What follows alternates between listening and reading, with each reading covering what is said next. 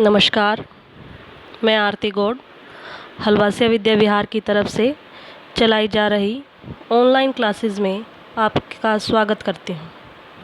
प्यारे बच्चों, कैसे हो आप? आशा करती हूँ आप सब अच्छे ही होंगे। आपकी परीक्षाएं कैसी गई? कोई दिक्कत तो नहीं आई? आशा करती हूँ आप सबकी परीक्षाएं अच्छी ही गई होंगी और आपने अपने पेपर मुझे सबमिट करवा दिए होंगे। जिन बच्चों ने नहीं करवाया था उनको मैंने मैसेज किया था। बेटा, कुछ दिक्कतें जो मुझे आई वो मैं आपके साथ शेयर करना चाहती हूँ। क्या हुआ कि कई बच्चों ने तो पर्टिकुलर्स मतलब नाम, रोल नंबर, क्लास, सेक्शन ही नहीं लिखे थे और कईयों ने 7 o'clock तक का टाइम था जिस दिन एग्ज़ाम था और उसके बाद तक मे बी 1 week तक 10 days तक बच्चों ने पेपर सेंड किए हैं। बेटा, अब की बार मैंने वो पेपर चेक कर दिए हैं। नेक्स्ट टाइम से वो पेपर चेक नहीं होंगे। जिस दिन आपको जो टाइम दिया जाए आपको उसी टाइम लिमिट में आपको अपने पेपर सेंड करने हैं। तो अब हम अपनी आगे की पढ़ाई शुरू करें क्योंकि एग्ज़ाम तो फिर आ जाएंगे, है ना। एग्ज़ाम तो फिर आ जाएंगे तो हमें अपने आगे की पढ़ाई शुरू करनी है। ये हमारी बुक है, अब तो इससे आप फैमिलियर हो ही गए होंगे। ठीक है, संस्कृत मैत्री रियलिस्टिक पब्लिकेशन हाउस। अब हम करने वाले हैं शब्द रूप। जो पुराने बच्चे हैं 4th क्लास के, संस्कृत पढ़ चुके हैं 3rd में 4th में, वो इससे थोड़ा सा फैमिलियर है कि शब्द रूप है। हमें पता है, मैम ने बोला था गागा सॉन्ग की तरह मैंने मेरी क्लास को याद भी करवाया था कि बेटा अभी आप इसको सिर्फ़ और सिर्फ क्रैमिंग करो। क्योंकि बेटा देखो, जब आप छोटी क्लासेस में होते हो तो पोएम आपको समझ में आए चाहे ना आए, आप क्रैमिंग के जरिए उसको याद कर लेते हो। फिर धीरे धीरे आपको वो पोएम पढ़नी आ जाती है, फिर उसको समझना आ जाता है। तो ऐसा ही हमने आपके साथ 4th में किया था कि आपको क्रैमिंग करनी आ गई थी, ठीक है, रटना आ गया था। अब इस शब्द रूप को समझना बहुत ज़रूरी है। अगर आप इस शब्द रूप को समझेंगे नहीं तो आपकी ट्रांसलेशन में आपको दिक्कत आ सकती है। अनुवाद में हिंदी से संस्कृत या संस्कृत से हिंदी अनुवाद में आपको दिक्कत आ सकती है। ठीक है बेटा, तो इस शब्द रूप को सिर्फ शब्द रूप ना लेकर समझें, ठीक है। और याद क्या करना है, कैसे करना है, वो मैं आपको बता दूंगी। देखिए बेटा, मैंने सबसे पहले लिखा है तिथि। आज क्या तारीख है? 8 जुलाई 2020। दूसरे राइट हैंड कॉर्नर पर दिवस बुधवासर है, ठीक है। और एक रेड कलर से लिखा अकारांत शब्द रूप। अकारांत बेटा, ये आपको पता ही होगा, हिंदी व्याकरण में भी आया था कि जिस भी शब्द का आखिरी अक्षर होता है वो उसका अंत रूप होता है। जैसे कि मेरा नाम है आरती, तो मैं मेरा जो शब्द है आरती नाम जो शब्द है वो कौन सा है? आखिरी में अगर इसका वर्ण विच्छेद किया जाए तो कौन सा स्वर आया बेटा? बड़ी ई ना, तो इकारांत शब्द है ये, ठीक है। को आप अपना नाम ले लीजिए, आपके नाम के अंत में जो भी शब्द आएगा वो आपका अंतिम शब्द होगा और उसी के अनुसार उसको बोला जाएगा। अब ऐसे ही जैसे राम है, राम का हम जब वर्ण विच्छेद करते हैं तो र प्लस आ प्लस मैं प्लस ए आया ना, अ, तो अकारांत शब्द है ये। अब समझ में आ गया? अब आप समझोगे, बहुत इम्पोर्टेंट बात बताने जा रही हूँ कि आपने 2 चीज़ें आपने सुनी भी होंगी, पढ़ी भी होंगी। जो नए बच्चे हैं वो थोड़ा सा और ध्यान से सुने बेटा। हम 2 चीज़ें पढ़ेंगे, शब्द रूप और धातु रूप। धातु रूप होते हैं बेटा जो आप इंग्लिश में टेंस पढ़ते हैं ना, और हिंदी में काल पढ़ते हैं, है ना। वर्तमान काल, भूतकाल, भविष्य काल, इस तरीके से। और टेंस पढ़ते हैं present tense, future tense, past tense, इस तरीके से। तो जब हम टेंसेस पढ़ेंगे तब हम करेंगे धातु रूप। धातु रूप किसके बनते बेटा?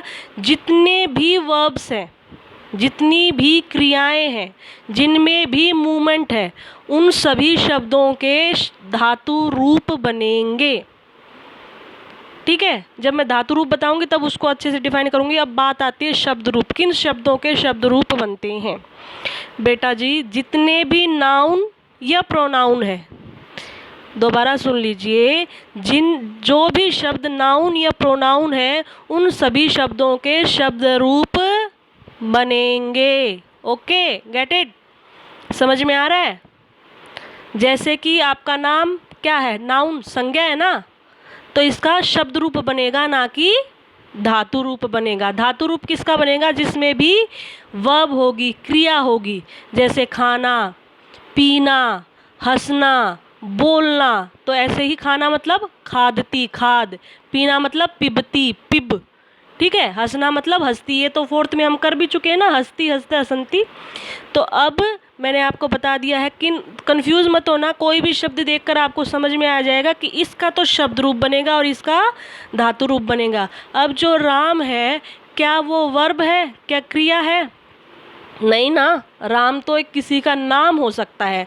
नाम मतलब संज्ञा, संज्ञा मतलब नाउन। ठीक है, तो इसका क्या बनेगा? शब्द रूप। अब आप सोचोगे इस एक राम शब्द का ऐसे कैसे, मतलब इतना प्रयोग कैसे सिखाएंगी मैम ने, तो एक राम को इतने तरीक़ों से लिख रखा है, राम, रामो, रामा। बेटा जी, आप अपनी हिंदी ग्रामर में एक चैप्टर पढ़ोगे, कारक। बेटा, कारक वो चिन्ह होते हैं जो सब्जेक्ट का ऑब्जेक्ट के साथ संबंध दिखाते हैं। ठीक है, सब्जेक्ट का क्रिया के साथ संबंध दिखाते, ऑब्जेक्ट के साथ संबंध दिखाते हैं। जैसे राम ने रावण को मारा, तो राम रावण मारा, है ना, राम रावण मारा। तो इसमें मैंने ने लगाया, को लगाया, तो जो ने और को शब्द है ये है बेटा कारक चिन्ह। ठीक है, तो जब ये कारक चिन्ह एक के साथ यूज होंगे तो कैसे होगा, दो के साथ होंगे तो कैसे होगा। तो आपको थोड़ा सा इसको ध्यान से देखना है। और अब तक तो आपने सिर्फ याद किया था, अब थोड़ा सा समझ के करना है कि रामह का मतलब क्या है, रामऊ का मतलब क्या है, रामा का मतलब क्या है। ठीक है, शुरू करती हूँ।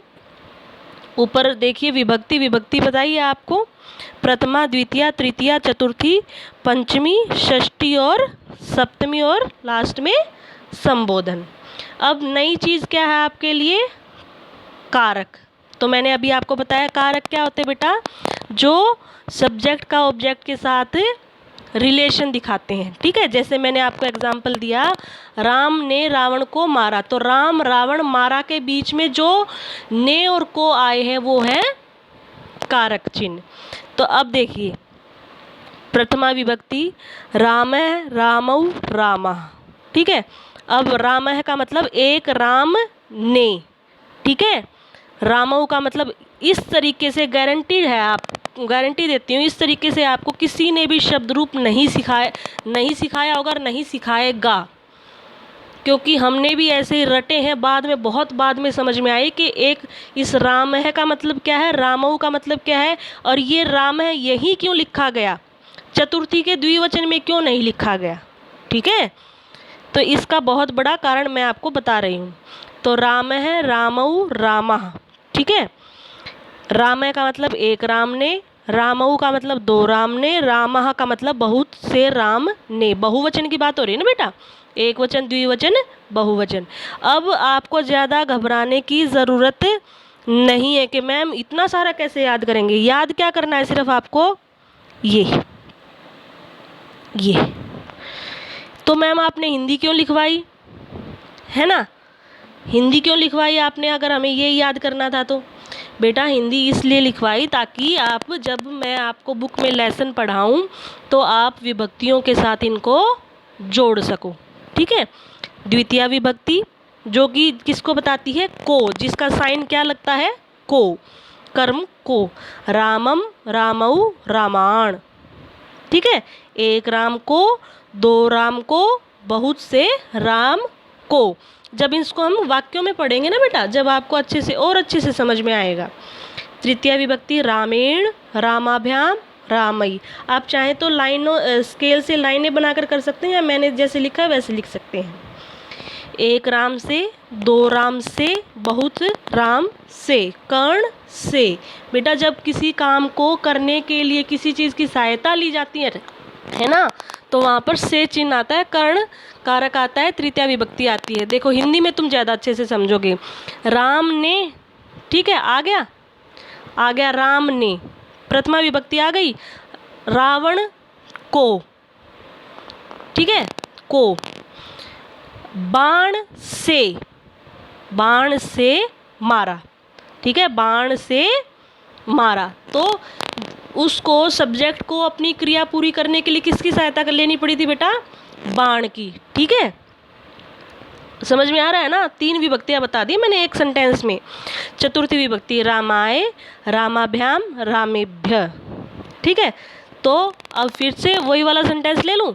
राम ने रावण को बाण से के लिए, सीता के लिए मारा, ठीक है भाई। राम ने मारा, रावण को मारा, बाण से मारा, ठीक है, सहायता ले ली ना बाण की। और क्यों मारा भाई, किस लिए मारा? तो किसी के लिए जब कुछ किया जाएगा तो के लिए, सीता के लिए मारा, ठीक है। उसके बाद देखिए रामात, पंचमी विभक्ति आ गई बेटा में, रामात, रामाभ्याम, रामेभ्य, ठीक है। रामात, रामाभ्याम, रामेभ्य। अब यहाँ पर कोई चीज़ किसी से अलग हो जाएगी ना बेटा। मान लीजिए पेड़ पर पत्ता था तो नीचे गिर गया, तो किससे अलग हुआ? पेड़ से अलग हुआ ना। या फिर यही वाला एग्जाम्पल फिर से ले लेती हूँ, आपको मेरे ख्याल से ये ज़्यादा अच्छे से समझ में आएगा। राम ने रावण को बाण से सीता के लिए मारा, रावण का सर धड़ से अलग हो गया। धड़ मतलब शरीर, धड़ से अलग हो गया, ठीक है। अब फिर षष्ठी विभक्ति रामस्य, रामयो, रामाणाम। यहाँ पर बेटा संबंध दिखाया जाता है। जैसे मैं मेरे माँ की बेटी हूँ, तो की मेरा संबंध हो गया ना, मैं मेरी माँ की बेटी हूँ। या आप अपने पिता के पुत्र हो, तो का के की संबंध। जहाँ पर भी संबंध दिखाया जाएगा वहाँ पर षष्ठी विभक्ति होगी रामस्य, रामयो, रामाणाम। आगे चलते हैं हम।